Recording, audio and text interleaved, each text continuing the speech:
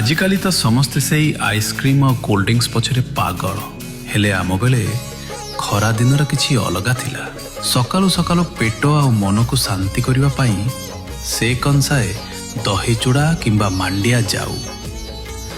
बापा बजार रो फेरिले साइकेल रे झुलुथिब पाचिला पणस आउ से कौन तालसज। खरा बेले समस्ते सोईगले बाहरी पड़िबा गाँ तोटाकू आउ सेठू साउंटी आनिबा पाचिला आंब। सेई आंब लंच रे दही पखाल सांग को खाइबा जो तृप्ति ताहा आजिर कौनसी पंचतारका होटेल रे भी मिलिबनी। घर बारी रे माँ लहुणी मारिला बेले सेई सतेज जलापणार स्वाद आज भी जीभरे लागी रही।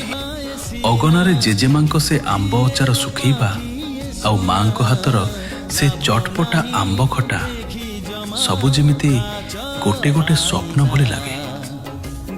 द्विप्रहरर से रसनापणा आउ संध्या हेले नईकूले खजुरी गछरू पाचिला खजुरी कोली खाई सूर्यास्त देखिबा सतरे अलगा थिला से जीवन।